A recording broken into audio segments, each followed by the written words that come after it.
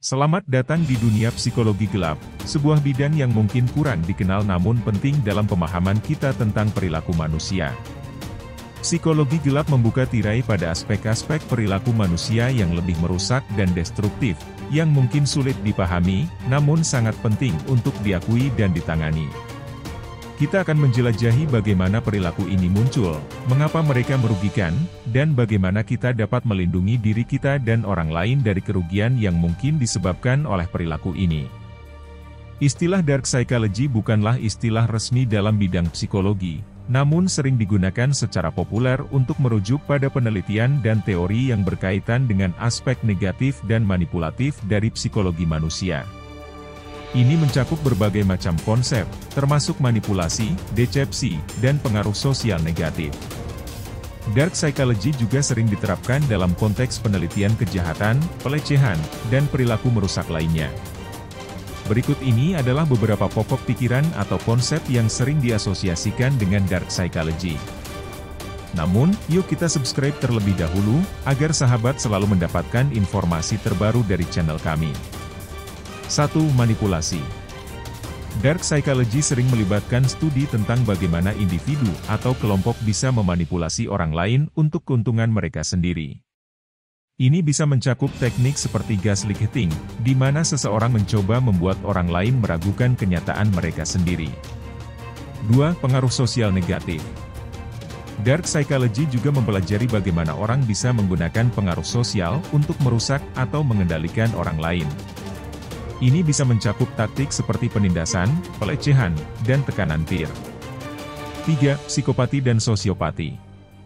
Dalam dark psychology, peneliti sering mempelajari individu dengan gangguan kepribadian antisosial, seperti psikopati dan sosiopati. Individu-individu ini sering menunjukkan kurangnya empati terhadap orang lain dan cenderung berperilaku merusak atau manipulatif. 4. Narsisisme. Individu dengan gangguan kepribadian narsistik sering menjadi subjek studi dalam dark psychology. Mereka cenderung memiliki pandangan diri yang sangat positif, merasa berhak atas perlakuan khusus, dan sering merendahkan atau mengambil keuntungan dari orang lain. 5. Eksploitasi dan kejahatan. Dark psychology juga melibatkan penelitian tentang bagaimana individu dapat mengeksploitasi orang lain, baik secara fisik maupun emosional, atau melakukan kejahatan lainnya. Kejahatan dan eksploitasi seringkali memiliki dampak yang merugikan dan jangka panjang bagi korban dan masyarakat secara keseluruhan. Penting bagi masyarakat untuk bekerja sama dalam mencegah kejahatan dan eksploitasi, serta mendukung korban kejahatan dan eksploitasi. Memahami konsep-konsep dalam dark psychology dapat digunakan untuk tujuan positif. Pengetahuan tentang manipulasi, pengaruh sosial, dan sifat-sifat seperti narsisisme, psikopati, dan sosiopati dapat membantu seseorang untuk lebih memahami dan mengenali perilaku merugikan dan tidak etis ini, baik dalam diri sendiri maupun orang lain. Dalam konteks profesional atau bisnis, pemahaman ini dapat membantu seseorang menjadi lebih baik dalam negosiasi, manajemen konflik, dan memahami motivasi dan perilaku rekan kerja atau klien. Ini dapat meningkatkan efektivitas komunikasi dan membangun hubungan yang lebih baik. Misalnya, jika Anda mengenali tanda-tanda manipulasi dalam negosiasi bisnis, Anda bisa lebih siap untuk melawannya dan menegosiasikan kesepakatan yang lebih adil.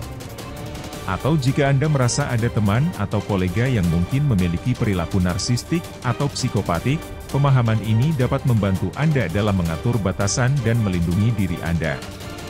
Namun, sangat penting untuk menekankan bahwa pengetahuan ini harus digunakan secara etis dan bertanggung jawab.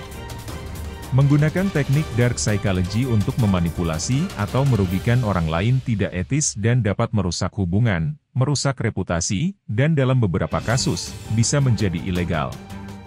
Sebaliknya, menggunakan pengetahuan ini untuk memahami dan melindungi diri sendiri dan orang lain dari perilaku merugikan dan tidak etis adalah penggunaan yang positif dan konstruktif dari pengetahuan ini.